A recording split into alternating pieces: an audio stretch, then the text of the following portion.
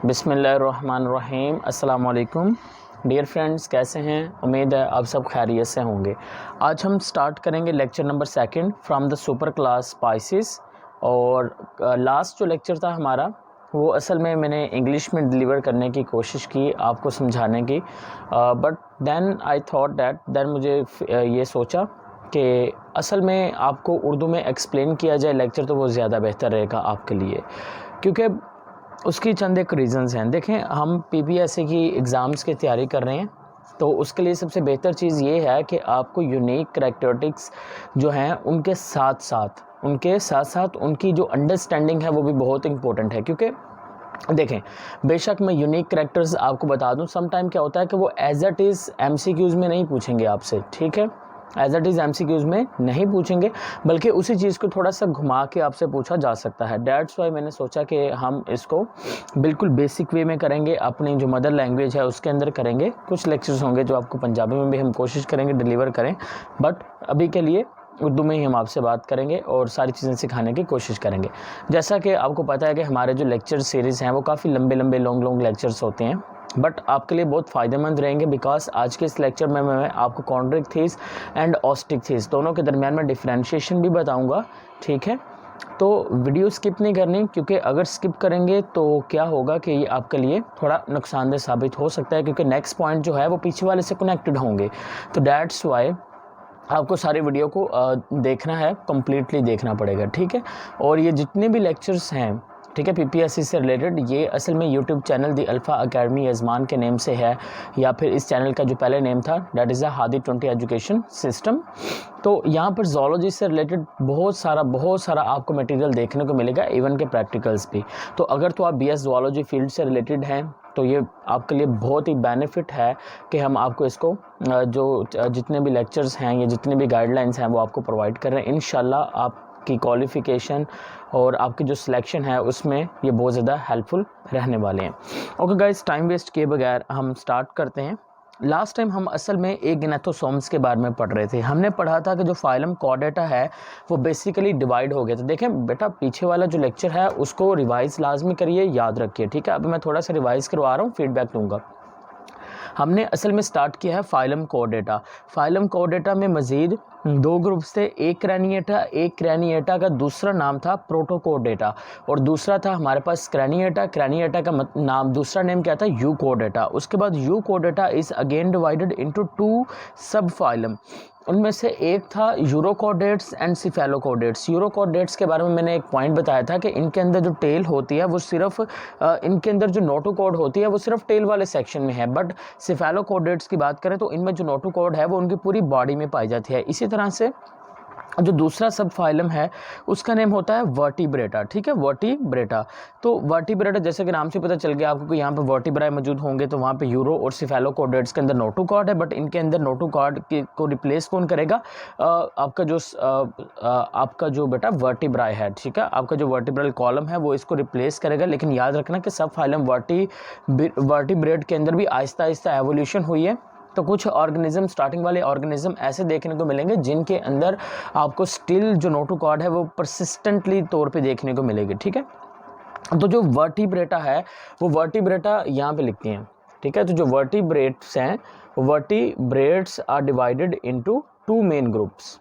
Vertebrata is divided into agnathostomes, agnatha, और दूसरा कौन सा है, ग्नेथोसोम्स, ठीक है, एग्नेथा एंड ग्नेथोसोम्स।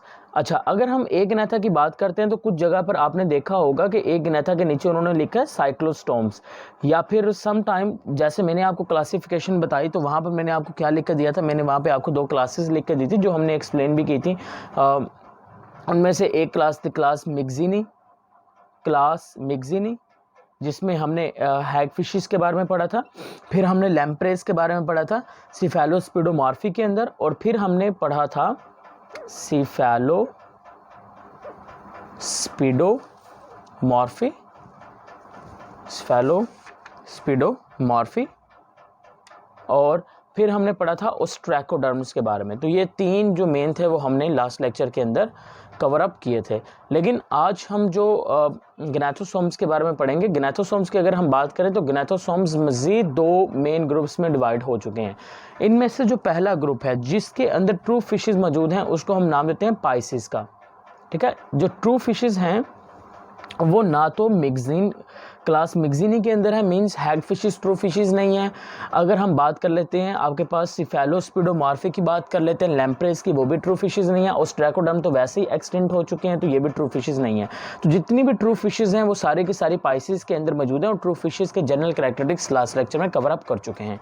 अब ग्नैथोसोम्स एक तो पाइसिस में डिवाइड हो गया, दूसरा एक इसमें डिवाइड हो गया, it is divided into the tetrapods. अगर हम टेट्रापोड्स की बात करें तो ये ऐसे जानदार है जिनकी 4 टांगें मौजूद होती हैं। इनके अंदर हम फिर मज़ीद पढ़ेंगे एम्फीबियंस, रेप्टाइल्स के बारे में पढ़ेंगे, एविस के बारे में पढ़ेंगे, मसलन बर्ड्स के बारे में पढ़ेंगे और मैमल्स के बारे में पढ़ने वाले हैं। अगर हम आज पाइसिस की बात करते हैं तो पाइसिस में तो वैसे मेनली तौर पर यहाँ पर 4 मेन क्लासेस हैं। ठीक है, ये सुपर क्लास है। पाइसिस क्या है? एक सुपर क्लास है। इसमें 4 मेन क्लासेस आएंगी। कॉन्ड्रिक्थीस, दूसरी होगी ऑस्टिकथीस, तीसरी होगी प्लैकोडर्म्स और चौथी होगी अकैंथोडियाई, अकैंथोडियंस। ठीक है, अकैंथोडियंस या अकैंथोडियाई।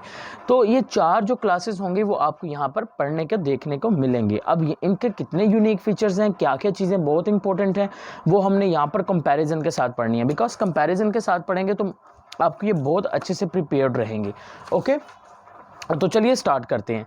देखिए, कॉन्ड्रिक्थीस नाम जैसे कि आपको पता चल रहा है कि कॉन्ड्रोसाइट्स आपने पढ़े होंगे। लफज जो कॉन्ड्रोसाइट होता है, देखें कॉन्ड्रोसाइट, ऑस्टिकथीस। ठीक है, कॉन्ड्रोसाइट्स एंड और क्या आ जाएगा,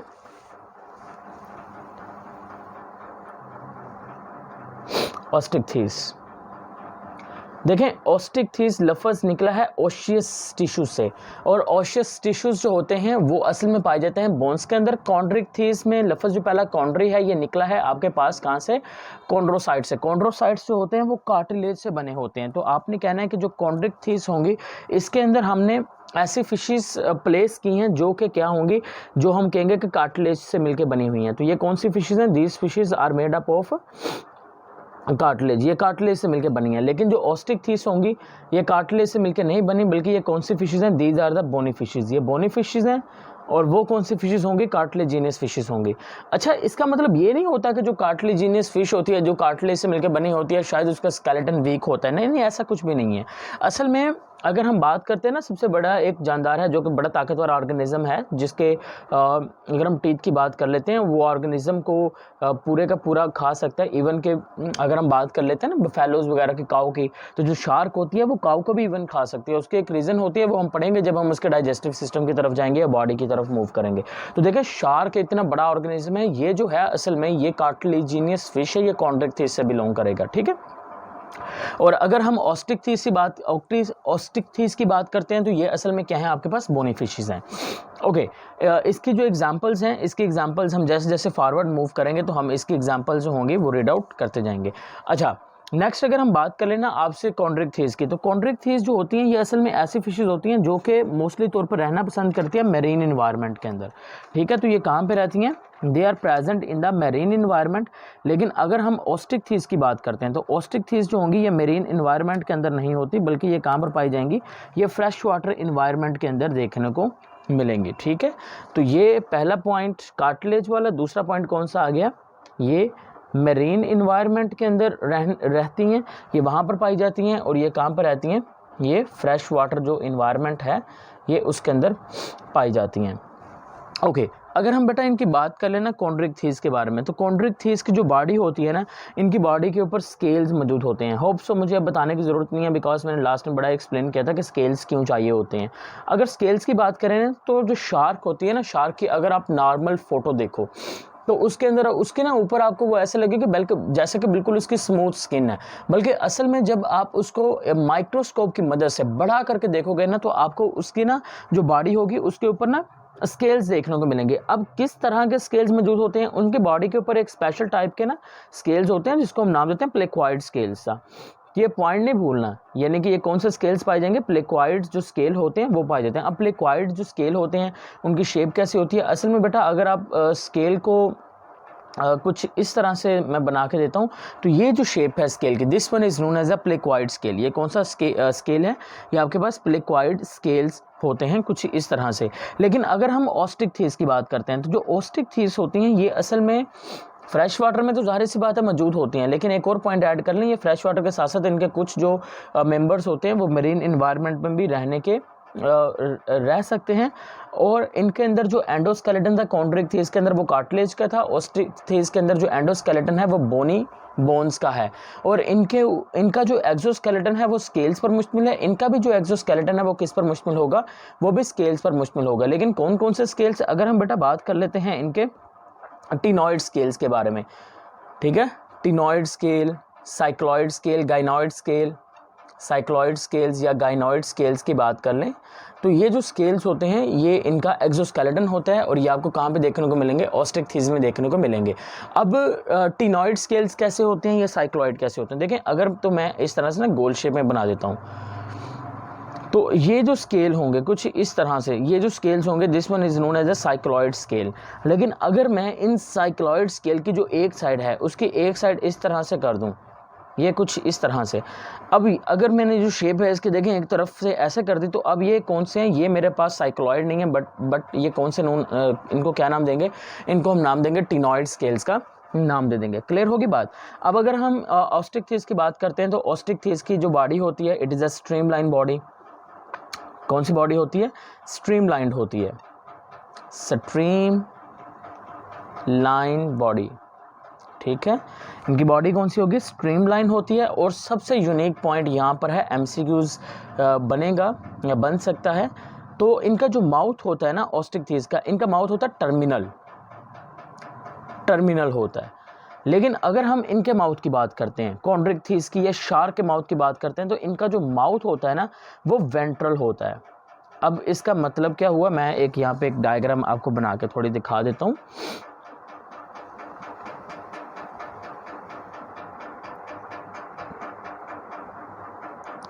राइट, हम कोशिश कर रहे हैं अच्छी से अच्छी बनाई। चलें जी, अब यहाँ पे देखिए, अगर हम बात कर लेना इस शार्क के बारे में, इधर देखें, अगर तो जो माउथ है बेटा वो सामने की जाने मौजूद है, ये देखें, ये होती हैं फ्रेश वाटर के वाली फिश या ऑस्टिक थीस। इनका जो माउथ है वो बिल्कुल देखें, इनका जो टर्मिनल पोर्शन है वहाँ पर मौजूद होता है। यहाँ पर देखें, इनका टर्मिनल पोर्शन के साथ साथ इनके जो गिल स्लिट्स होते हैं, उन गिल स्लिट्स के ऊपर ना एक पर्दा पाया जाता है, ठीक है, उसको नाम देते हैं ओपरक्यूलम का। यानी कि यहाँ पर एक और पॉइंट हमें देखने को मिल गया कि जो हमारे पास ऑस्टिक थीस होंगी इनमें ओपरक्यूलम मौजूद होगा, इनका जो माउथ होगा वो टर्मिनल होगा, बिल्कुल आगे की जानिब होगा। लेकिन इनका माउथ देखें टर्मिनल नहीं है, बट नीचे वाली साइड पर मौजूद है। कहाँ पर मौजूद है, ये नीचे वाली साइड पर मौजूद है। और ये जो नीचे वाली साइड होती है इसको हम नाम देते हैं वेंट्रल साइड, ठीक है। ये ऊपर वाली साइड डॉर्सल साइड, नीचे वाली साइड वेंट्रल साइड। तो इनका जो माउथ है वो किस साइड पर मौजूद है, वेंट्रल साइड पर मौजूद होता है। तो ये आपने पॉइंट याद रखना है। अगर हम इनकी बात कर लेते हैं, तो यहाँ पर आपको जो गिल्स होंगे वो कुछ इस तरह से देखने को मिलेंगे, ठीक है। यानी कि आप ये भी कह सकते हैं कि इनके अंदर गिल्स को कवर करने के लिए जो ओपरक्यूलम होता है वो एब्सेंट होता है, ठीक है। ओपरक्यूलम क्या होगा, इधर एब्सेंट होगा, वहाँ पर ओपरक्यूलम प्रेजेंट है। तो ये पॉइंट हम लिख लेते हैं, यहाँ पर इधर लिख लेते हैं कि यहाँ पर ओपरक्यूलम प्रेजेंट है, ओपरक्यूलम प्रेजेंट। और इधर वाली साइड पर अगर हम बात करें, तो इधर वाली साइड पर हम बोलेंगे कि यहाँ पर ओपरक्यूलम एब्सेंट होता है। ओके, तो ओपरक्यूलम एब्सेंट, ठीक है। अच्छा जी, अगर हम नेक्स्ट पॉइंट की बात करें, तो आपके पास जो कॉन्ड्रिक थीस होते हैं ना, इनमें ट्रू टीथ एब्सेंट्स होते हैं, इनमें ट्रू। अच्छा चलें, इधर वाली साइड पर ना हम एग्जांपल्स लिखेंगे, इसकी काफ़ी सारी एग्जांपल हैं। मैंने पॉसिबल एग्जांपल्स जो कि एमसीक्यूज में बन सकती हैं वो मैंने लिखी हुई हैं। अच्छा, इसके बाकी जो फीचर्स हैं ना, जैसे कि डाइजेस्टिव सिस्टम, रेस्पिरेटरी सिस्टम, वो इतने इंपॉर्टेंट नहीं है जितनी कि क्लासिफिकेशन और उसकी यूनिक फीचर इंपॉर्टेंट होते हैं, ठीक है। तो जितनी भी आपने ये यहाँ पर हम एग्जाम्पल पढ़ेंगे उसको हर एक एग्जाम्पल को प्रिपेयर्ड करना है, ठीक है। इनके अंदर ट्रू टीथ तो एब्सेंट्स होते हैं, लेकिन अगर हम इनकी बात कर लेते हैं ना, जिस तरह से इनकी बॉडी के ऊपर स्केल्स होते हैं, तो वो जो स्केल्स होते हैं ना, जो प्लेक्वाइड स्केल्स हैं, वो प्लेक्वाइड स्केल्स ही असल में मॉडिफाइड होकर वो किस में चेंज हो जाते हैं, they are change into the teeth. तो ये चीज़ आपने याद रखनी है कि इनकी बॉडी के ऊपर जो इनकी बॉडी में जो प्लेक्वाइड स्केल्स हैं, वही प्लेक्वाइड स्केल्स किसके अंदर चेंज हो जाते हैं, वो टीथ के अंदर चेंज हो जाते हैं। इनकी बॉडी की हमने बात की थी, तो मैंने कहा था इनकी बॉडी जो है वो स्ट्रीमलाइंड होती है। तो इधर अगर मैं लिखना चाहूँ तो इनकी बॉडी भी जो होगी वो क्या होगी, स्ट्रीमलाइन होगी, because it is not a unique feature.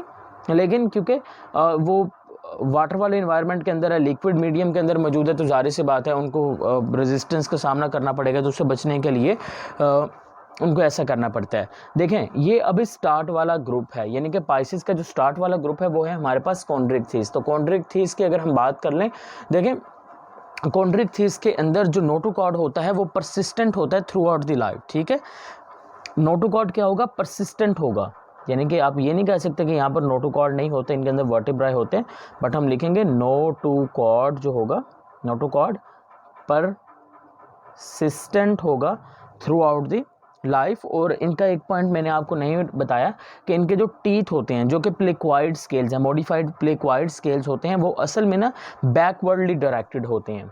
They are actual the backwardly directed.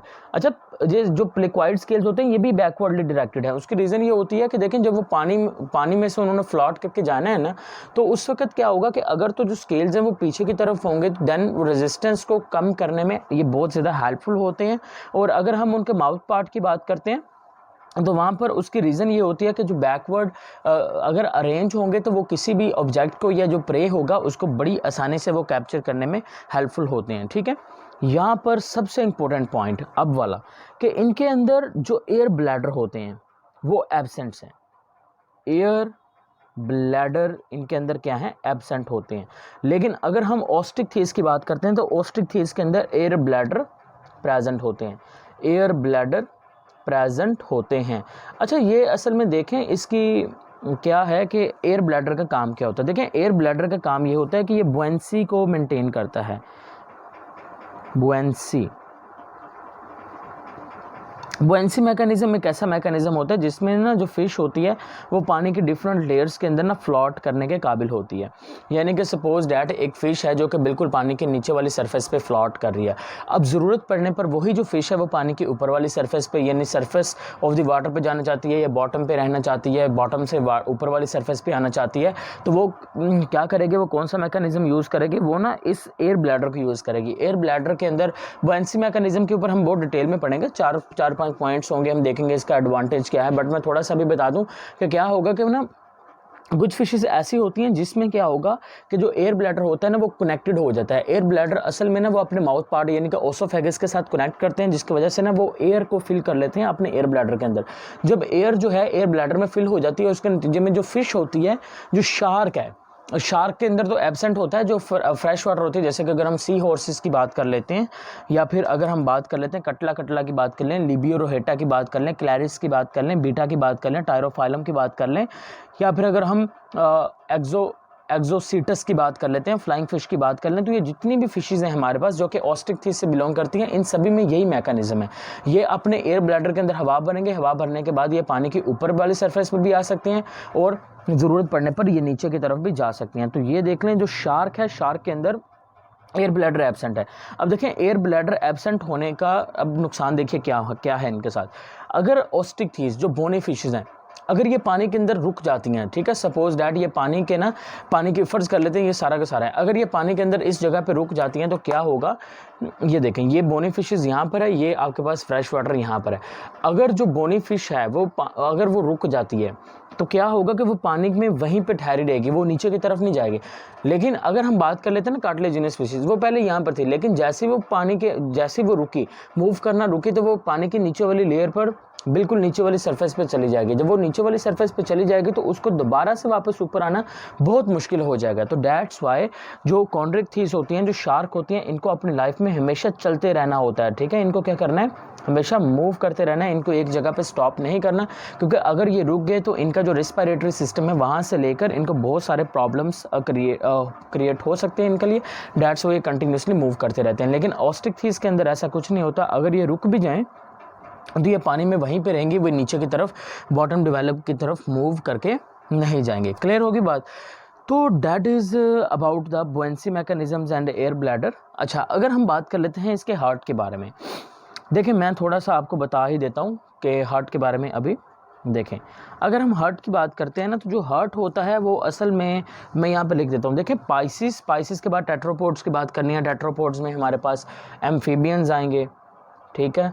Amphibians के बाद आपके पास बेटा रेप्टाइल्स भी आएंगे। रेप्टाइल्स के बाद आपके पास आ जाएंगे मैमल्स एंड एवियस का जिक्र आएगा, बर्ड्स का जिक्र आ जाएगा। तो आज ही आप इसको ना कंपेयर करके ज़रा समझ लें कि इनके अंदर जो हार्ट होता है वो कितने चैम्बर्ड वाला होता है, बिकॉज बार बार जो है वो थोड़ा डिफ़िकल्ट हो जाता है। तो अब आज ही समझ लें कि किस तरह से इनके अंदर हार्ट होते हैं। देखिए, पहले तो मैं अगर बात कर लेता हूँ, यहाँ पर मैं हार्ट लिख लेता हूँ पाइसिस के बारे में, बिकॉज हम नो डाउट के पाइसिस के बारे में ही पढ़ रहे हैं। तो मैं यहाँ पर लिखता हूँ पाइसिस, फिर मैं लिखूँगा यहाँ पर उसके चैम्बर कितने होते हैं। यहाँ पर लिख लेते हैं हम एम्फीबियन, फिर हम यहाँ पे लिख लेते हैं रेप्टाइल्स या रेप्टेलियंस, फिर हम लिख लेते हैं बर्ड्स, और नीचे हम लिख लेते हैं मैमल्स। ठीक है, तो ये हमने कुछ लिख लिया। अब हम ज़रा इनके आगे लिख लेते हैं कि इनके हार्ट जो है वो कितने चैम्बर्ड वाले होते हैं। देखिए, अगर हम पाइसिस की बात करते हैं, तो जो पाइसिस होती हैं ना, मछलियाँ होती हैं, फिशेस होती हैं, इनके अंदर असल में 2 चैम्बर हार्ट मौजूद होता है। ठीक है, अगर हम एम्फीबियंस की बात कर लें या रेप्टाइल्स की बात कर लें, इनमें जो हार्ट होता है वो 3 चैम्बर होता है दोनों के अंदर। लेकिन अगर आप बर्ड्स और मैमल्स की बात करते हैं, तो इनके अंदर जो हार्ट होता है वो कितने चैम्बर वाला होता है, वो 4 चैम्बर वाला हार्ट मौजूद होता है। अगर हम फिशेस की बात कर लेते हैं, तो देखिए, जो लार्वल स्टेज है ना, वो असल में आपने पढ़ा होगा, आपने कुछ लार्वास पढ़े होंगे मोलस्का, फाइलम मोलस्का के अंदर। ठीक है, जो लार्वा स्टेज होते हैं ना, वो असल में आपको फाइलम मोलस्का में देखने को मिलेंगे, जहाँ पे ट्रोकोफोर लार्वा, आपने मेन जो लार्वा होता है वहाँ पे पढ़ा होगा। ठीक है, तो अगर हम फिशेस की बात करते हैं ना, तो फिशेस के अंदर जो लार्वल स्टेज होते हैं वो मौजूद नहीं होते। लेकिन अगर हम एम्फीबियंस की बात करते हैं, तो एम्फीबियंस के अंदर लार्वल स्टेज मौजूद होते हैं, और इनका जो मेन लार्वा होता है, आप उसको नाम देते हैं टेडपोल लार्वा। ठीक है, क्या नाम देंगे? जो इनका टेडपोल लार्वा होता है वो असल में मेन लार्वा होता है। रेप्टाइल्स की अगर हम बात कर लें, तो रेप्टाइल्स के अंदर भी जो लार्वा होते हैं वो मौजूद नहीं है, उसके बाद बर्ड्स में भी नहीं है, और उसके बाद मैमल्स के अंदर भी आपको लार्वल स्टेज देखने को नहीं मिलेगा। ठीक होगी बात। अच्छा, अगर हम बेटा बात कर लेते हैं इनके बॉडी टेम्परेचर के बारे में। ठीक है, अगर हम इनके बॉडी टेम्परेचर के बारे में बात करें, तो बॉडी टेम्परेचर के लिहाज से जो पाइसिस होती हैं, ये असल में होती हैं पोइकिलोथर्म्स। क्या होती हैं? पोइकिलोथर्म्स होते हैं। अब पोइकिलोथर्म्स क्या होते हैं? देखें, इसके ऊपर वैसे तो मैंने एक सेपरेटली लेक्चर बनाया था, और वो लेक्चर असल में एफएससी के स्टूडेंट्स के लिए है, and this lecture is available on the Hadi biology 20। ठीक है, 20 लिखना नहीं भूलना, हादी बायोलॉजी 20 एक चैनल है, वहाँ पर आपको देखने को मिलेगा पोकिलोथर्म्स, या फिर आप सर्च कीजिएगा बाय मिस्टर हादी। ठीक है, तो असल में पोकिलोथर्म्स होता क्या है, मैं थोड़ा सा एक्सप्लेन करता हूँ, ज़्यादा डेप्थ में नहीं जाएंगे। देखें, सपोज डैट ऐसे जानदार जो अपनी बॉडी के टेम्परेचर को ना मेंटेन करते हैं, वो हमारे पास होते हैं होम्योथर्म्स। होम्यो का मतलब सेम, थम्स का मतलब टेम्परेचर, जैसा कि हम लोग हैं। देखें, बाहर वाले इन्वायरमेंट में जो कुछ मर्जी हो जाए, लेकिन हमारी बॉडी का जो टेम्परेचर है वो कितना रहता है, वो 37 डिग्री सेल्सियस ही रखते हैं, बेशक सर्दियाँ हों या गर्मियाँ हों। तो हम जो हैं, हम होम्योथर्मिक है। बट पाइसिस, अगर फिशेज़ की बात करते हैं ना, तो फिशेस को आपने हाथ लगा के अगर देखा है, तो आपको अच्छे से पता होगा कि फिशेस को हाथ लगाएं तो वो हमें ठंडी फील होती हैं। लेकिन उसके अलावा अगर आप काऊ को हाथ लगाओ, शिप को हाथ लगाओ, गॉट को हाथ लगाओ, या डॉग को लगा लो, वो आपको गर्म, उनकी बॉडी गर्म होती है। उसकी रीज़न ये होती है कि वो अपनी बॉडी का टेम्परेचर मेंटेन कर रहे हैं। जो डॉग्स हैं, काउस हैं, गॉट्स हैं, ये होम्योथर्म्स हैं। ये होम्योथर्म के लिए एक सेकंड टर्म यूज़ करते हैं, एंडोथर्म्स भी बोलते हैं। तो ये अपनी बॉडी के टेम्परेचर को मेंटेन करते हैं। बट जो फिशेज़ होती हैं, इनको हाथ लगाओगे तो ये ठंडी लगेंगी। क्यों? क्योंकि अपनी बॉडी के टेम्परेचर को मेंटेन नहीं कर रहे। ठीक है, तो ये पोकिलोथर्म्स होते हैं, ये हेट्रोथर्म्स भी होते हैं, और डेट्स वाई आप ये कह सकते हैं कि अपनी बॉडी के टेम्परेचर को मेंटेन नहीं करेंगे। जितना टेम्परेचर बाहर है वही इनकी बॉडी के अंदर होगा। यानी कि अगर बाहर वाला जो इन्वायरमेंट है ना, वहाँ पर टेम्परेचर सर्दियों में कम हो गया तो इनकी बॉडी का भी कम हो गया, गर्मियों में बाहर के एनवायरनमेंट का टेम्परेचर ज़्यादा हो गया, इनका भी क्या हो जाएगा? ज़्यादा हो जाएगा। तो एम्फीबियंस की बात कर लेते हैं या रेप्टाइल्स की बात कर लेते हैं, तो ये दोनों भी क्या होंगे? ये हमारे पास पोकिलोथर्म्स होते हैं। बट अगर हम बात कर लेते हैं ना बर्ड्स और मैमल्स की, तो बर्ड्स और मैमल्स होते हैं, दीज आर द होम्योथर्म्स। तो जैसा कि मैंने आपको बताया कि हम अपने बॉडी के टेम्परेचर को मेंटेन कर रहे हैं ना, तो वी आर द होम्योथर्म्स, हम होम्योथर्म्स होंगे, बट ये क्या होंगे? पोकिलोथर्म्स होते हैं। देखिए, अगर हम हार्ट की बात करते हैं तो मैंने कहा था कि हार्ट इनका 2 चैम्बर है। 2 चैम्बर का मतलब ये होता है कि इनमें एक जो होगा, एक इनमें वेंट्रिकल है होता है, एक इनके अंदर अगर हम बात कर लेते हैं ऑरिकल्स, वो मौजूद होता है, राइट। तो अब हम थोड़ी सी चंद एक एग्जांपल्स वगैरह देख लेते हैं, उसके बाद मज़ीद और भी काफ़ी सारे एग्जांपल्स हैं जो हमने यहाँ पर पढ़नी हैं। तो लेकिन थोड़ी सी एग्जांपल्स और साथ में उनके हम नाम वगैरह भी देखते हैं। देखिए, पहली एक एग्जांपल मैंने आपको बताई शार्क के बारे में। अब मैं यहाँ पर एक सेकंड एग्जांपल लिखने जा रहा हूँ। मैं कोशिश कर रहा हूँ, ब्लैक से चलें लिख देते हैं, आपको वो कंफ्यूज ना रहें, आपको वाज़ेह नज़र आना चाहिए, राइट। तो सेकंड एग्जांपल है जी पॉइजन स्टिंग। अगर हम ट्राइकोजन की बात करते हैं, ट्राइगोन की अगर हम बात कर लेते हैं, तो ट्राइगोन जो होती है ये असल में कॉन्ड्रिक्थीज है, और ये इसका दूसरा नेम जो होता है, ये नेम दूसरे नेम लाजमी याद रखना है, इसको हम नाम देते हैं स्टिंग रे का। क्या नाम देते हैं? स्टिंग रे का नाम देते हैं। इसको स्टिंग रे इसलिए कहते हैं बिकॉज ये ना डंग मारती है और इसका जो डंग होता है वो काफ़ी पॉइजनस होता है, that's why it is known as a sting ray. तो नेक्स्ट इज़ अ टॉर्पिडो। अगर हम बात कर लें टॉर्पिडो, तो टॉर्पिडो जो है ये असल में जो बिजली का झटका दे रही थी, जिसका कल भी हमने जिक्र किया था, वोल्ट्स का भी बताया था आपको, और वो ऑर्गन्स भी बताए थे जिसकी वजह से ये प्रोड्यूस कर रहे थे। जल्दी से बताएं मुझे कमेंट सेक्शन में कौन कौन सी ऑर्गन्स का मैंने नाम बताया था आपको, ठीक है। जल्दी से हरिए फरिए राइट करिए अभी, ठीक है। तो इसको हम क्या नाम देंगे? इसको हम नाम देते हैं इलेक्ट्रिक रे का नाम देते हैं। तो टॉर्पिडो, ट्राइकोगन। उसके बाद अगर हम बात कर लेते हैं प्रीस्ट्स, किसकी बात कर लें? प्रीस्ट्स की बात कर लें, तो जो प्रीस्ट्स होती हैं इनको हम नाम देते हैं साफिश का। अब साफिश क्या होती हैं? देखें, इनका जो माउथ होता है ना, इनका माउथ का आगे वाला जो स्नाउट वाला रीजन होता है वो असल में ना आरी की तरह लंबा होता है, दैट्स वाई हम इसको क्या नाम देते हैं? सा का मतलब ही आरी होता है, तो दैट्स वाई हम इनको आरी या साफिश का नेम देते हैं। इसके अलावा अगर हम मज़ीद इनकी एग्जांपल्स के बारे में पढ़ें, स्कोलोडियन, क्या नेम आएगा?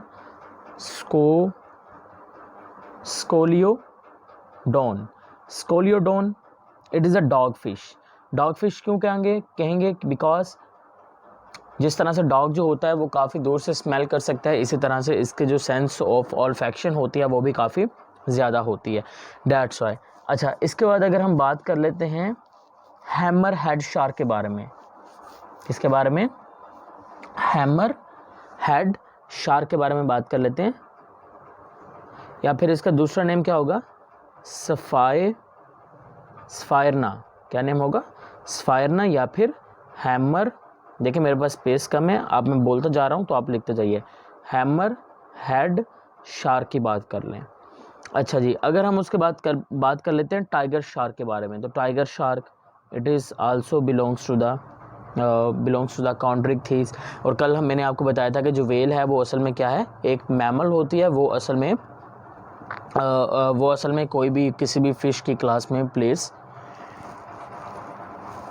नहीं करेंगे आप लोग, ठीक होगी बात। अच्छा जी, अगर हम बेटा बात कर लेते हैं जी मज़ीद इनके बारे में थोड़ा सा, क्लास कॉन्ड्रिक्थीज के बारे में, तो चंद एक यूनिक पॉइंट्स अभी भी बाकी हैं। एग्जांपल्स ये याद करिए, अभी हम क्लास पढ़ रहे हैं तो क्लास के बाद हम कोशिश करेंगे सब क्लास को पढ़ेंगे, बिकॉज वो भी हमारे सिलेबस में है, वहाँ से भी MCQs बनने हैं, राइट। तो जल्दी से तैयार करते रहें। Shark, trygon, stingray, torpedo, electric eel, pristis, scoliodon, dogfish, sphyrna, उसके बाद hammerhead shark and the tiger shark. Example अभी और भी बाकी हैं, पहले आप ये प्रिपेयर करिए। अच्छा जी, अगर हम बात कर लेते हैं इनके रिप्रोडक्शन के बारे में, तो इनका जो रिप्रोडक्शन होता है उसमें पहला पॉइंट आपने ये लिखना है कि इनके अंदर जो रिप्रोडक्शन होगी, अगर हम कॉन्ड्रिक्थीज की बात करते हैं तो कॉन्ड्रिक्थीज में जो रिप्रोडक्शन है डैट इज़ द इंटरनल होगी, इनके अंदर इंटरनल फर्टिलाइजेशन होती है। अब इंटरनल फर्टिलाइजेशन जो होगी वो यहाँ पर आपको देखने को मिलेगी। इनके जो सेक्सेस होंगे वो सेपरेट होते हैं, ठीक है। और ये इंटरनल फर्टिलाइजेशन के लिए कुछ ना कुछ कॉपुलेटरी ऑर्गन चाहिए होता है, तो इनके अंदर जो कॉपुलेटरी ऑर्गन है उसका नाम होता है क्लेस्पर्स। अब ये क्लेस्पर्स कहाँ से बनते हैं? देखें, कल हमने कुछ फिन्स के बारे में पढ़ा था और यहाँ पर हम एक फिन का ही जिक्र करने वाले हैं। अगर हम शार्क की बात करते हैं ना, तो शार्क के अंदर जो इनके फिन होते हैं, स्पेशली जो इनका पेल्विक फिन होता है, वो पेल्विक फिन किसके अंदर मॉडिफाइड हो जाता है? It is modified into the clasper, तो वो क्लैस्पर के अंदर मॉडिफाइड हो जाता है। अगर हम बात कर लेते हैं इनके बारे में तो यहाँ पर क्लोएका मौजूद होता है, क्लोएकल ओपनिंग। क्लोएकल ओपनिंग असल में क्लोएका का मतलब ही होता है गटर। तो क्लोएकल ओपनिंग क्या होती है? देखें इन फिशेस में क्या होता है कि इनका अगर हम बात कर लेते हैं इनका जो एक्सक्रेटरी सिस्टम है, इनका जो रिप्रोडक्टिव सिस्टम है, इनका जो डाइजेस्टिव सिस्टम है, वो तीनों का तीनों एक ही जगह पर आकर ओपन होगा, उसको हम नाम देंगे क्लोएकल ओपनिंग। तो जो फीमेल शार्क होगी उसमें क्या होंगे, जो एग होंगे वो क्लोएकल एरिया में आ जाएंगे। देन क्या होगा, देन जो मेल शार्क होगा वो क्या करेगा, वो अपना जो पेल्विक इसके पास फिन है जो कि अब क्लैस्पर के अंदर मॉडिफाई हो चुका है, उसकी मदद से उस क्लोएकल ओपनिंग को ओपन करेगा और देन जो स्पर्म होगा उसके अंदर रिलीज़ कर दिए जाएंगे। देन जो फर्टिलाइजेशन होगी वो उसी रीजन के अंदर वहाँ पर हो जाएगी। Is that clear? तो ये आपको यहाँ पे ये भी पॉइंट याद रखने हैं। क्लियर होगी बात? ओके अगर हम फिशेस की बात कर लेते हैं या फिर शार्क की बात करें तो शार्क के बारे में एक यूनिक पॉइंट ये भी है कि जो शार्क है उसके बारे में कहा जाता है कि वो असल में बच्चे बर्थ देती है। ठीक है, बच्चे बर्थ देती है, बट असल में ऐसा नहीं होता है। आपने क्या याद रखना है, आपने ये याद रखना है कि ये जो फिशेस होती हैं ये असल में होती हैं ओवीपैरस। फिशेस क्या होती हैं? ओवीपैरस होती हैं। ठीक है, यानी कि एग की फॉर्म के अंदर रिलीज़ करते हैं। लेकिन जो शार्क है ना वो एक्सटर्नल डेवलपमेंट के ऊपर बिलीव नहीं करती। नॉर्मल हालात में जब फर्टिलाइजेशन इंटरनल हो जाती है उसके बाद जो एग होते हैं ना उसको रिलीज़ कर दिया जाता है पानी के अंदर, लेकिन जो शार्क है ना उसको बिलीव नहीं है। तो शार्क क्या करती है, शार्क को बिलीव इसलिए नहीं है बिकॉज उसको ये पसंद ही नहीं है कि अगर कोई भी प्रीडेटर जो है वो उसके एग को आके खा जाता है तो वो इस चीज़ को बर्दाश्त नहीं कर सकती। दैट्स वाई वहाँ पर जो डेवलपमेंट होगी वो इंटरनल डेवलपमेंट होती है। इन केस ऑफ शार्क, इस शार्क के बारे में यूनिक पॉइंट है, यहाँ पर क्या होगी, इंटरनल डेवलपमेंट होगी। लेकिन एक चीज़ याद रखना कि इनके अंदर प्लेसेंटा इस्टेब्लिश नहीं होगा। ठीक है, जैसे ह्यूमन की बात कर लेते हैं तो प्लेसेंटा इस्टेब्लिश हो जाता है, तो इनके अंदर प्लेसेंटा इस्टेब्लिश नहीं होगा, बट डेवलपमेंट जो होगी वो इंटरनल होगी और डेवलपमेंट के दौरान जितनी भी एनर्जी चाहिए होगी वो सारी की सारी उसी यॉर्क से एग से मिलेगी जो कि यहाँ पर बना हुआ होगा। तो ये पॉइंट जो कॉन्ड्रिक थीस हैं उससे रिलेटेड काफ़ी इंपॉर्टेंट है। होप सो आपको यहाँ तक जो चीज़ें हैं वो क्लियर हो चुकी हैं इनके बारे में।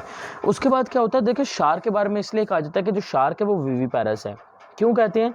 बिकॉज जिन्होंने देखा है इसको बर्थ देते हुए तो वो भी अपनी जगह पे ठीक ही हैं। उसकी रीज़न ये होती है क्योंकि इनके अंदर इंटरनल डेवलपमेंट है। इंटरनल डेवलपमेंट की वजह से जो एग होता है ना वो इनकी बॉडी के अंदर ही हैच होता है। जब एग इनकी बॉडी के अंदर हैच होता है तो जो यंग वंस होते हैं वो बॉडी से बाहर निकलते हैं। तो एक ऐसे ऑर्गेनिज्म जो अपने जिनकी बॉडी से यंग वन रिमूव होते हैं हम उनको नाम देते हैं कि वो विविपैरस होते हैं। डेट्स वाई इसके बारे में यही कहा जाता है कि ये विविपैरस हैं, बट एक्चुअल में ये नहीं होते। क्लियर होगी बात? अच्छा, उसके बारे में इसके बाद अगर हम और एक पॉइंट की बात कर लें, हाँ अगर हम एक और इनके बारे में पॉइंट एक रह गया, what are the fries. Fries क्या होते हैं? देखें जो स्मॉल फिशेस होती हैं, जो स्मॉल फिशेस होती हैं, छोटी फिशेस होती हैं, उनको हम क्या नाम देते हैं? उनको हम नाम देते हैं फ्राइज का नाम देते हैं। अब हम बात कर लेते हैं गिल्स स्लिट्स के बारे में। देखिए कॉन्ड्रिक थीस की बात करें तो जब मैंने यहाँ पे शार्क डायग्राम बनाई थी तो मैंने 5 गिल्स बनाए थे। आप दोबारा से रिमाइंड करके वीडियो देख भी सकते हो, मैंने 5 बनाए थे। तो आपने ये पॉइंट भी याद रखना कि इनके अंदर जो गिल्स होते हैं वो कितने होते हैं? 5 होते हैं। देखें जो एगनेथा है, एगनेथा या साइक्लोस्टोम्स हैं, ये जितने भी हैं जिसके अंदर हैग फिशेस, लैम्प्रेस का जिक्र है, ऑस्ट्रैकोडम्स का जिक्र है, तो ये जितने भी होंगे इनके अंदर कितने गिल्स के पेयर होते हैं? 6 to 15 पेयर। कितने होते हैं? 6 to 15 पेयर्स होते हैं वो गिल्स के मौजूद होते हैं। लेकिन अगर हम पाइसिस के अंदर बात कर लें सबसे पहले कॉन्ड्रिक थीस के बारे में, तो कॉन्ड्रिक थीस में कितने हैं? आपको 5 देखने को मिलेंगे। और ऑस्टिक थीस की बात कर लें तो ऑस्टिक थीस के अंदर आपको कितने देखने को मिलेंगे? आपको 4 पेयर देखने को मिलेंगे। लेकिन ये भी तो मैंने बताया ना कि ऑस्टिक थीस के अंदर वो जो 4 पेयर होगा वो असल में कैसे कवर अप किए हुए होंगे? वो असल में उनको ढके हुए होगा ओपरक्यूलम। ठीक है, ओपरक्यूलम जो होगा वो उसको ढके हुए होता है। तो अगेन एग्जाम्पल देख लें, स्कोलोडियन, उसको हमने क्या नाम देते हैं? डॉग फिश का। उसके बाद हम बात एक और एग्जाम्पल यहाँ पर ऐड कर लें, इम्पोर्टेंट है, दैट्स वाई लिखवा रहा हूँ। That's name is the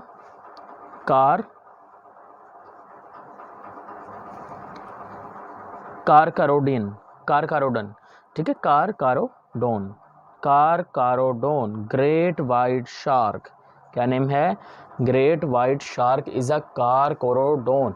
actual बेटा इसके नोट्स बनाने हैं। ठीक है, यहाँ पे प्रिपेयर्ड करो, समझो, आवाज़ के ऊपर फोकस करो, नोट्स अपने बनाओ। ठीक है, यहाँ से नोट करते जाओ। अगर कोई बच्चा है ना जो स्क्रीनशॉट लेना चाहता है तो वो स्क्रीनशॉट भी ले सकता है। चलिए जल्दी से, अगर कोई लेना चाहता है तो वो स्क्रीनशॉट ले ले।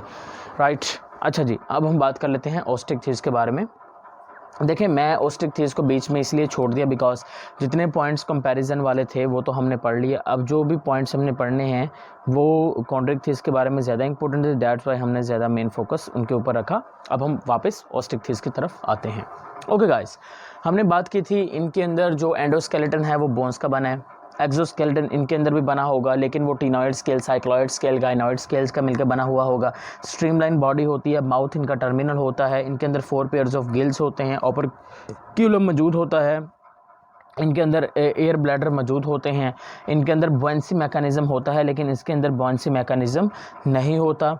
ये भी कूल्ड ब्लडेड ऑर्गेनिज्म होंगे। अच्छा, कूल्ड ब्लडेड भी उसी का नेम होता है, कूल्ड ब्लडेड। मैंने अभी थोड़ी देर पहले आपको पोकिलोथम्स का जिक्र किया था ना, तो कूल्ड ब्लडेड ऑर्गेनिज्म भी जो होते हैं वो पोकिलोथम्स को ही हम नाम देते हैं।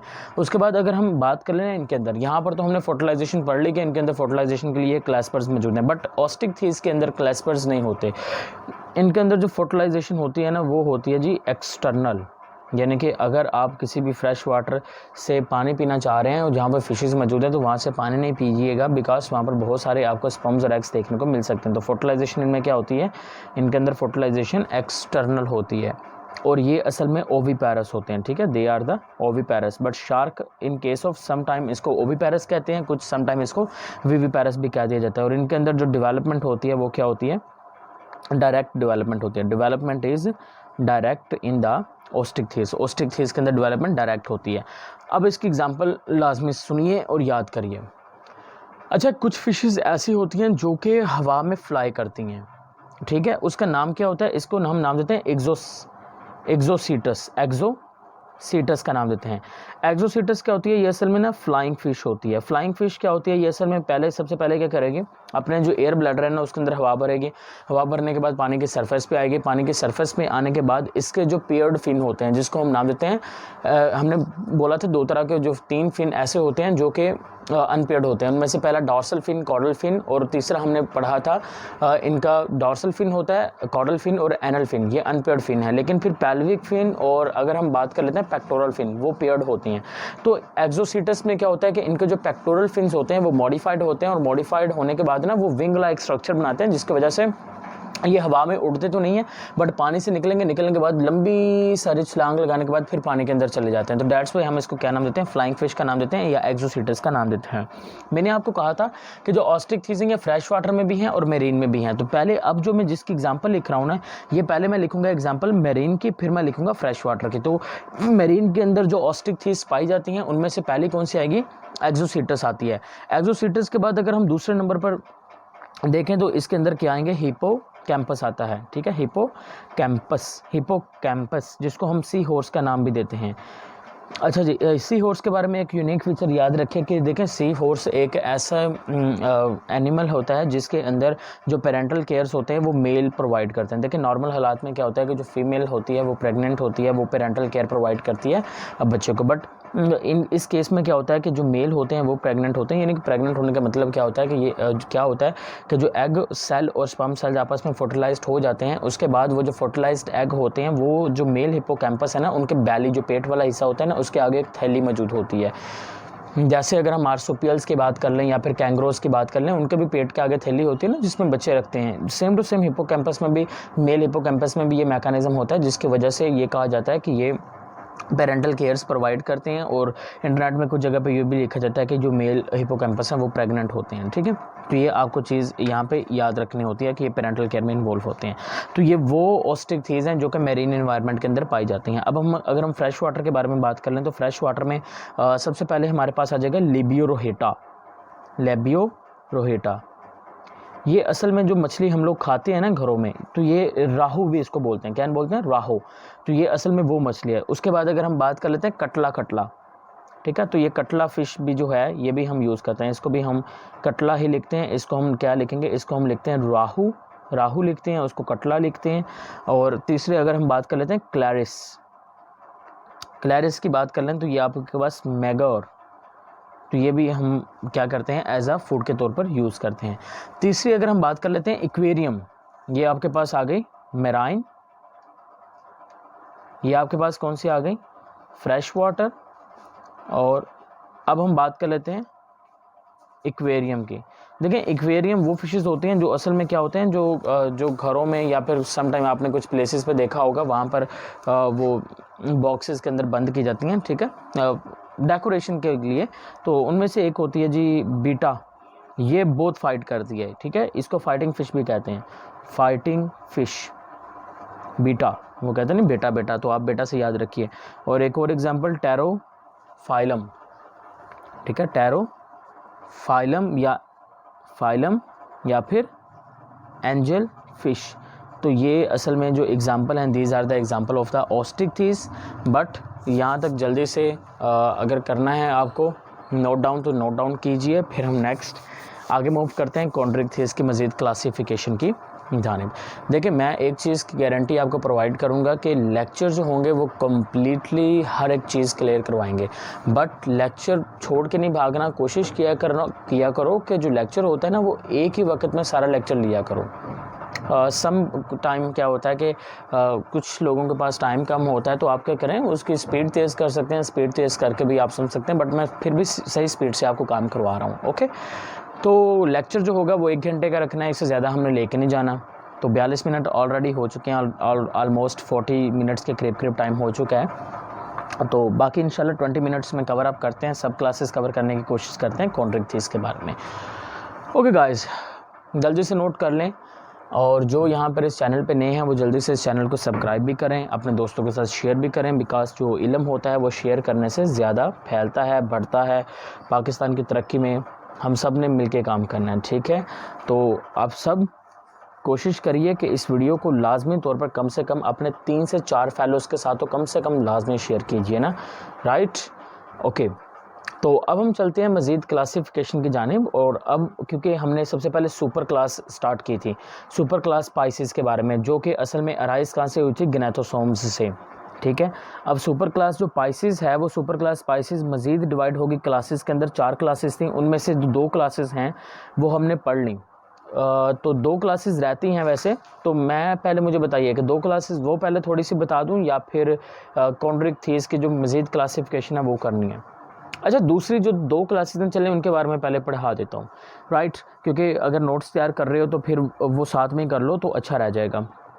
अच्छा, उनके बारे में ज़्यादा डिटेल्स है नहीं, उसकी एक रीज़न है। उसकी रीज़न ये है कि बिकॉज उनके बारे में डिटेल इसलिए नहीं है बिकॉज वो तो एक्सटेंट हो चुकी हैं, और जो एक्सटेंट हो जाए उसके बारे में ज़्यादा इन्फॉर्मेशन ना तो रखी जाती है और ना ही रखनी चाहिए। नहीं, वैसे रखनी तो चाहिए हर चीज़ के बारे में, लेकिन इनके बारे में लिमिटेड इन्फॉर्मेशन है तो हमें वही रखनी है। बट MCQs के लिए जो मेन पॉइंट है वो मैं आपको बताता हूँ अभी। ओके, तीसरी जो क्लास होती है उसको हम नाम देते हैं प्लैकोडर्मी का। क्या नाम देते हैं? प्लैकोडर्मी, राइट।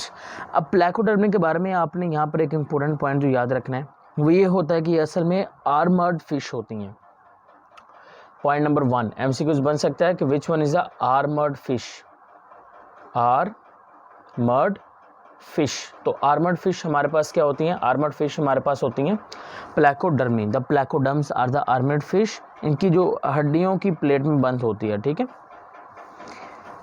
अच्छा, अगर हम इनके बारे में बात कर लेते हैं ना, तो असल में जो अर्लीस्ट जॉड फिश थी, ठीक है, मैंने आपको बताया था कि जो पहले फिशेस थी, जैसे कि हैग फिश की बात कर लें, लैम्प्रेस की बात कर लें और स्ट्रैकोडर्म की बात कर लें, ये तीनों के तीनों साइक्लोस्टोम्स हैं, ठीक है।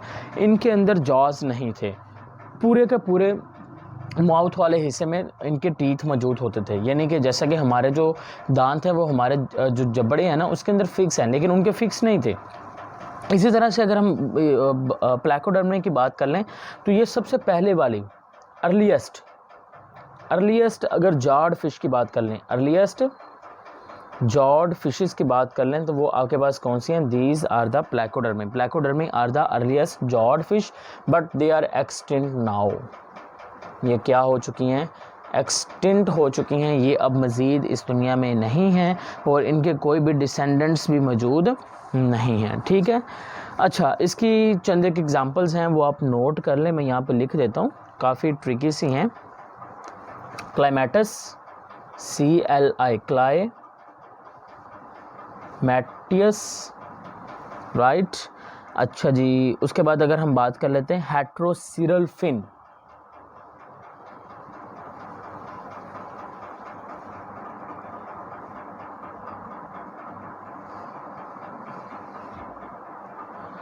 अच्छा, ये हेट्रोसिरल फिन क्या होता है, इसके बारे में बता दूं। ये असल में एग्जाम्पल नहीं है, ये एक यूनिक फीचर है इसका। यानी कि अगर हम प्लैकोडर्म्स के फिन्स की बात कर लें तो इनका जो कॉर्डल फिन होता है, वो कॉर्डल फिन असल में, उस कॉर्डल फिन के जो लोब्स होते हैं ना, वो असल में एक लोब बड़ा हो सकता है, एक छोटा होता है। तो इसलिए इनके बारे में क्या कहा जाता है कि इनमें हेट्रोसिरल फिन जो होते हैं वो मौजूद होते हैं। ठीक होगी बात। दूसरी एग्जांपल इसकी होती है bothriolepis. Bothriolepis is the second example of the placodermi. तो इतनी सी बस इंफॉर्मेशन आपको इसके बारे में याद रखनी है। पहले आर्मर्ड फिश हैं, अर्लीस्ट जॉ फिश होती हैं। उसके बाद चौथी क्लास के बारे में बात करते हैं, और चौथी क्लास का नेम क्या है, अकैंथो, ACAN आएगा, ACAN, अकैंथो। अब ठीक है, अकैंथोडियंस, क्या नेम आ गया, अकैंथोडियंस आ गया। अगर हम अकैंथोडियंस की बात करें तो ये असल में ये भी एनिशियंट हैं। ये भी क्या हैं, एनिशियंट फिशीज़ हैं, एनिशियंट एक्सटिंक्ट फिशी हैं, एनिशियंट एक्सटिंक्ट फिशीज़। लेकिन ये जो हैं क्लोजली रिलेटेड टू ओस्टिकथिस, या फिर आप ये भी कह सकते हैं कि ये बोनी फिशेस से बहुत रिलेट करती हैं। और ये जो हैं प्लैकोडर्मी, ये आपके पास जो मेरीन फिशेस हैं ये उससे ज़्यादा रिलेट करती हैं, राइट। तो ये दो पॉइंट आपको याद रखने हैं, ये बोनी फिशेस से, और वो किससे आ जाएंगे, कार्टिलेजिनियस फिशेस से। दोनों एक्सटिंक्ट हो चुके हैं, ये एनिशियंट थी बट अभी दोनों एक्सटिंक्ट हो चुकी हैं। अगर हम बात कर लेते हैं ना इसकी एग्जाम्पल के बारे में, जो स्पाइनी शार्क है, ठीक है, spiny shark, it is the example of the acanthodians, right. चलें जी, अब हमारे पास ये क्लासेस हो गए सारे के चारों के चार कंप्लीट। अब हम बात कर लेते हैं मज़ीद क्लास कॉन्ड्रिक्थिस की क्लासिफिकेशन के बारे में। अगर हम क्लास कॉन्ड्रिक्थिस की बात करें तो it is again divided into the sub classes, right. अब वो सब क्लासेस कौन कौन सी हैं उसके बारे में भी देख लेते हैं। अच्छा, तो क्योंकि हम आपको फ़िशेस पढ़ा रहे हैं, तो लास्ट टाइम मैंने आपको फ़िशेस के बारे में बताया था कि जो फ़िशेस होती हैं ये इनकी जो स्टडी है वो क्या कहलाती हैं, और उस सब्जेक्ट के फादर का जो नेम है वो भी मुझे बताना है। तो जल्दी से कमेंट सेक्शन में ना आप उसका नेम लिख कर मुझे भेजो। लेकिन एक पॉइंट रह गया जो मैं आपको नहीं बताया फ़िशेस के बारे में, कि ये डायरेनस कंडीशन होती हैं। डायरेनस कंडीशन, DIRCHINOUS। डायरेनस कंडीशन का मतलब ये होता है कि इनमें जो नेयर्स होते हैं ना, यानी कि नॉस्ट्रिल्स होते हैं, एक्सटर्नल नॉस्ट्रिल्स या एक्सटर्नल नेयर्स आप कह लें कि इनके अंदर मौजूद होते हैं, राइट।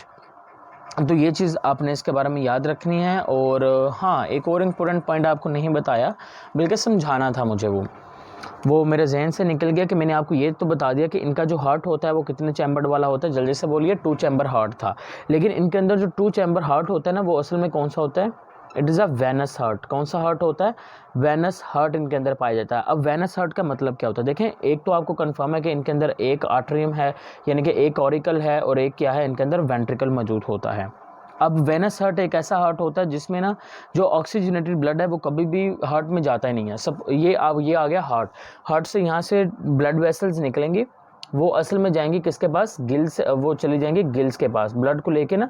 देखिए, जो हार्ट है, हार्ट के अंदर इस वक्त डीऑक्सीजनेटेड ब्लड है, वो डीऑक्सीजनेटेड ब्लड को लेके कहाँ पे जाएंगे, गिल्स के पास। गिल्स में गैसों का तबादला होगा तो डीऑक्सीजनेटेड ऑक्सीजनेटेड में चेंज हो जाएगा। उसके बाद वो जो ऑक्सीजनेटेड ब्लड होगा ना, वो हार्ट में आने के बजाय बल्कि वो कहाँ पे जाएगा, वो बॉडी की जानिब जाएगा। तो जब वो बॉडी की जानिब जाएगा, बॉडी की जानिब जाने की वजह से देन बॉडी में गैसेज एक्सचेंज हो जाएंगी, ऑक्सीजन सारे निकल आएगी, दोबारा से कार्बन डाइऑक्साइड उसमें ऐड हो जाएगी, और वो जो ब्लड होगा वो ब्लड दोबारा कहाँ पर आ जाएगा, वो दोबारा आपके पास आ जाएगा हार्ट के अंदर।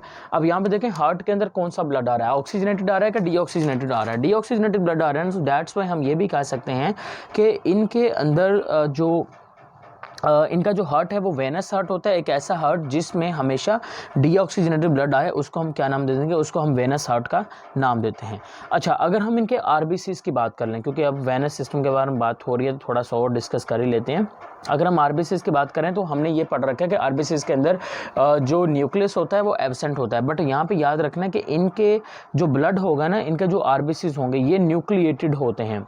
देखिए कैमल की बात कर लें, लामा की बात कर लें या फिशेस की बात कर लें, तो इनके जो आरबीसीज होते हैं वो असल में क्या होते हैं, दीज आर द न्यूक्लिएटेड होते हैं, यानी कि इसके अंदर जो न्यूक्लियस होता है वो पाया जाता है। अगर हम बात कर लेते हैं इनके स्कल के बारे में, देखिए ये जनरल कैरेक्टरिस्टिक्स हैं जो कॉन्ड्रिक थीस के भी हैं, ओस्टिक थीस के भी हैं, यानी कि ये दोनों के अंदर पाए जाते हैं। वेनस हार्ट इधर भी था उधर भी है, आरबीसीज इधर भी हैं उधर भी हैं, स्कल इधर भी है उधर भी है, तो ये वो फीचर हैं दोनों में पाए जा रहे हैं, तो एक जगह पे लिख लें आपका काम हो जाएगा। अगर हम स्कल की बात कर लें ना यहाँ पर, तो इनके अंदर जो स्कल होती है ना उसको हम नाम देते हैं मोनोकॉन्डाइलर। मोनोकॉन्डाइलर्स इनके पास ना स्कल होती है। अब मोनोकॉन्डाइलर और हमारे पास मोनोकॉन्डाइलर तो नहीं है, हमारे पास डाइकॉन्डाइलर होती है। अब मोनोकॉन्डाइलर स्कल कौन सी होती है, सॉरी देखें, डाइकॉन्डाइलर का मतलब ये होता है कि हमारा जो हेड है ना, हेड रीजन और हमारा जो वर्टिब्रल कॉलम है वहाँ पर दो इस तरह से ओरिजिनेटेड अपेंडेजेस मौजूद होंगी। वो दोनों अपेंडेजेस ना हमारे वर्टिब्रल कॉलम के साथ ऐसे आपस में ना फंसी हुई होती हैं, तो जो इस तरह से अटैचमेंट होती है उसको हम नाम देते हैं डाइकॉन्डाइलर, और अगर वो एक इस तरह से अटैच होगी उसको हम नाम देंगे मोनोकॉन्डाइलर का नाम देते हैं। तो यहाँ पर आपने याद रखना कि इनका जो स्कल है वो असल में क्या होती हैं, मोनोकॉन्डाइलर होती हैं। अच्छा, उसके बाद अगर हम यहाँ पर बात कर लें मज़ीद इनके बारे में, तो इसके दोनों फिशेस के अंदर एक important unique feature that's name is a lateral line system मौजूद होता है। अब लेटरल लाइन सिस्टम क्या होता है, लेटरल लाइन सिस्टम बोलते हैं जो फिशेस की जो बॉडी होती है ना उसके अंदर जो रिसेप्टर सिस्टम होता है उसको हम क्या नाम देंगे, लेटरल लाइन सिस्टम का नाम देते हैं। अगर हम इनकी किडनीज़ की बात कर लें, ये थोड़ा सा यूनिक पॉइंट आएगा इनके एक्सक्रीटरी वेस्ट के ऊपर, कॉन्ड्रिक थीस और ऑस्टिक थीस दोनों में डिफरेंट होते हैं, ठीक है। अच्छा जी, अगर हम बात कर लेना कॉन्ड्रिक थीस के बारे में, तो कॉन्ड्रिक थीस में पहली बात लंग्स एब्सेंट है, इनके अंदर लंग्स क्या होते हैं, एब्सेंट होते हैं। इनकी जो किडनी होती है वो किडनी होती है मीजोनेफ्रिक। अच्छा, इसके ऊपर भी मैंने एक लेक्चर बनाया हुआ है, अच्छे से डिटेल से एक्सप्लेन है सारी चीज़ें, वो आप चेक करो प्लेलिस्ट, वहाँ पर ना आपको देखने को मिल जाएगा, ठीक है। तो जितनी भी मेरीन फिशेज़ हैं जैसे कि कॉन्ड्रिक थीस, वो सारी के सारी यूरिया रिलीज़ करेंगे। मैं यहाँ पे लिख देता हूँ, जितनी भी मेराइन एनवायरनमेंट के अंदर हैं वो सारी की सारी क्या रिलीज़ करने वाली हैं, वो यूरिया रिलीज़ करने वाली हैं। अगर हम बात कर लेते हैं ना मेरीन बोनी फिशेज़ की, देखिए मैंने बोला था कि बोनी फिशेज़ मेरीन के अंदर भी पाई जाती हैं। अगर तो बोनी फिशेज़ हैं जो कि मेरीन एनवायरनमेंट के अंदर पाई जाती हैं तो वो यूरिया रिलीज़ नहीं करेंगे, बल्कि वो रिलीज़ करेंगी ट्राई मिथाइल ऑक्साइड। क्या रिलीज़ करेंगे, ट्राई मिथाइल लेमाइन जो ऑक्साइड है ये उसको रिलीज़ करेंगे। लेकिन अगर हम बात कर लेते हैं फ्रेश वाटर बोनी फिशेज़ के बारे में, तो जो फ्रेश वाटर बोनी फिशेज़ होंगी वो असल में क्या रिलीज़ करेंगी, दे रिलीज़ द अमोनिया जो होता है वो सबसे ज़्यादा टॉक्सिक इन नेचर होता है और ये बहुत जल्दी ब्लड में डिफ्यूज़ होने की भी इनके अंदर कैपेबिलिटी मौजूद होती है। अगर हम बात कर लें इनके अंदर मज़ीद कोई पॉइंट रह तो नहीं गया, हाँ एक पॉइंट अभी भी बाकी है, माइग्रेशन वाला। अगर हम इनके अंदर माइग्रेशंस की बात करते हैं तो जो फ़िशेज़ होती हैं ना वो असल में माइग्रेशन शो करती हैं। अब कौन सी फ़िशेज़ माइग्रेशन शो करती हैं, किस तरह की माइग्रेशन शो करती हैं, उसके बारे में भी देख लेते हैं।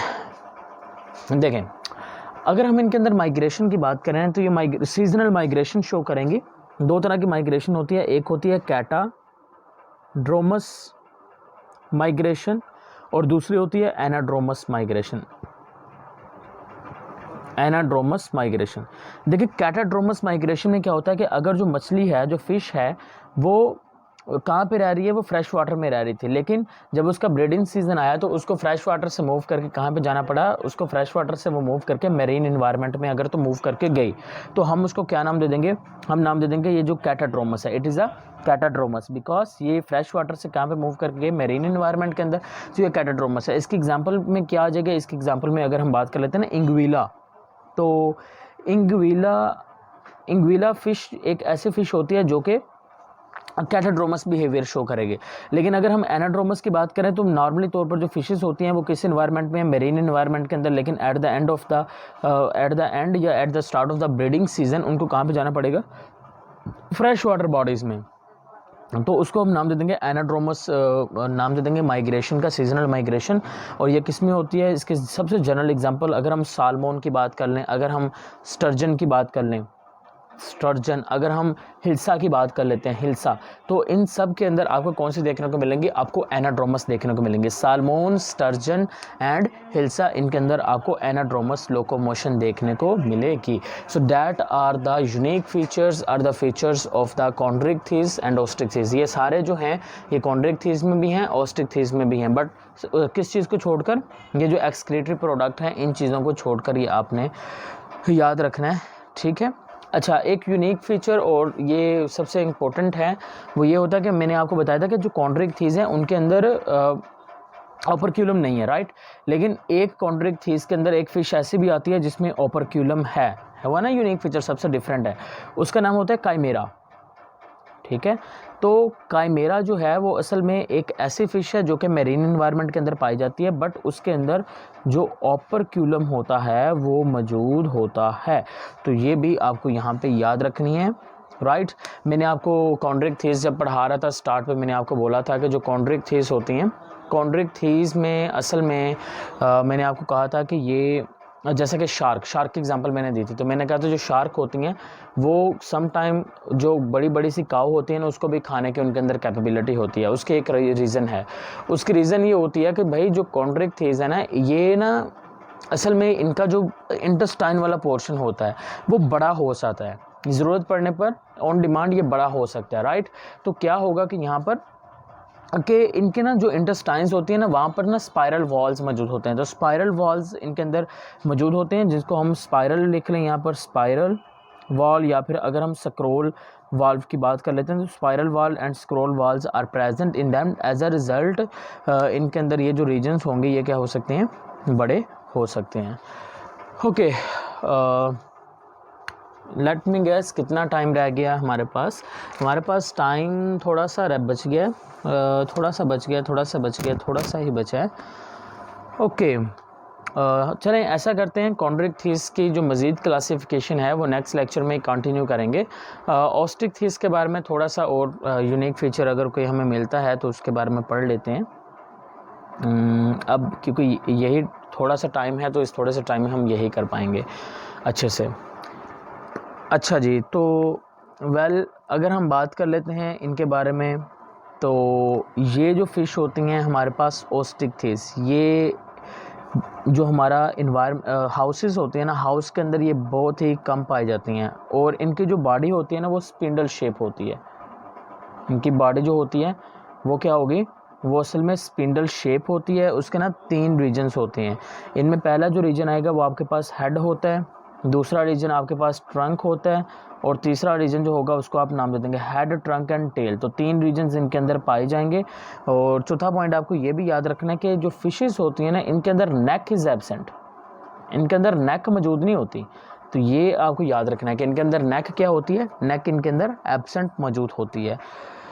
अच्छा जी, अगर हम बात कर लेते हैं ना इनके अंदर फिन्स के बारे में, हमने पढ़ा था कि इनके जो पेल्विक और पेक्टोरल फिन होते हैं वो असल में क्या होते हैं, pelvic and pectoral fins are paired fin. So these fins are responsible for the balancer, fish को बैलेंस करना और उसको मूवमेंट के दौरान जो ब्रेक प्रोवाइड करने का काम है वो इनका होगा। और जो ऑस्ट्रिक्थिस होते हैं इनके जो कॉर्डल फिन्स होते हैं वो असल में सिमेट्रिकल होते हैं। सिमेट्रिकल समझते हैं ना, यानी कि ऊपर नीचे से दोनों जो इनके लोब्स होंगे वो इक्वल होते हैं।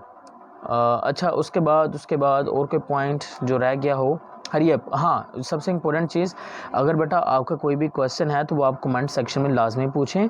लेकिन एक और पॉइंट, अगर हम फिशेस की बात कर लें या एम्फीबियंस की बात कर लें, तो फिशेस और एम्फीबियंस दोनों में जो क्रीनियल नर्व्स होते हैं वो 10 पेयर्स होते हैं। देखिए हमारे अंदर कितने हैं क्रीनियल पेयर्स के नर्व, 12 पेयर्स होते हैं। तो बर्ड्स के अंदर भी 12 पेयर्स हैं, हमारे अंदर भी 12 पेयर्स हैं, लेकिन इनके अंदर क्या होते हैं, क्रीनियल नर्व के कितने पेयर्स होते हैं, इनके अंदर क्रीनियल नर्व्स के 10 पेयर्स मौजूद होते हैं। तो ये आपको चीज़ याद रखनी है, और ये असल में अमोनोटैलिक होते हैं, ठीक है। अमोनोटैलिक बिकॉज ये अमोनिया रिलीज़ करते हैं ना, तो ऑस्ट्रिक्थिस को हम अमोनोटैलिक का नाम भी देते हैं। ओके एक आखिरी चीज़, इनके अंदर रेनल पोर्टल सिस्टम भी मौजूद होता है। अब रेनल पोर्टल सिस्टम का मतलब क्या होता है? देखें, आपको पता है कि जो गिल्स हैं, गिल से ब्लड बॉडी में आएगा और बॉडी से नेक्स्ट हार्ट की जानिब जाएगा। अब ये अगर हम बॉडी की बात करें तो जितने भी वेस्ट मटेरियल हैं वो बॉडी से ब्लड में ऐड हो जाएंगे। अगर वो वेस्ट मटेरियल हार्ट में चले गए तो वो हार्ट के लिए प्रॉब्लम क्रिएट कर सकते हैं। डैट्स वाई यहाँ पे क्या होता है कि सबसे पहले जो ब्लड होगा वो बॉडी से जाएगा किडनी के पास। किडनी उस ब्लड में से वेस्ट मटेरियल को रिमूव करेगी, देन वो जो वेस्ट मटेरियल होंगे वो किडनी रिमूव कर देगी और देन आफ्टर दैट वो फिर हार्ट में जाएगा। तो इस तरह का जो सिस्टम होगा उसको हम क्या नाम दे देंगे? उसको हम नाम देते हैं रेनल पोर्टल सिस्टम। तो these are present in the fishes. So guys, यहाँ तक हमारा आज का लेक्चर कंप्लीट होता है। होप सो आपने काफ़ी कुछ सीखा होगा, आपके लिए काफ़ी ये हेल्पफुल रहेगा। इंशाल्लाह नेक्स्ट लेक्चर में आपसे मिलते हैं। तो आप प्लेलिस्ट चेक कीजिएगा, आपको कंप्लीट प्लेलिस्ट मिलेगी। तो गाइस, ये जो हमारा सफ़र हमने जिसका आगाज़ किया है, आप भी दुआ कीजिए कि हम इसको कंप्लीट कर पाए तकमील तक पहुंच पाएँ, हम लोग भी, आप लोग भी।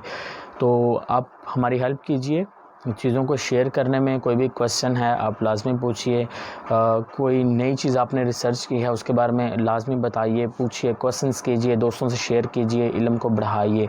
Okay guys, stay connected and अल्लाह हाफिज़।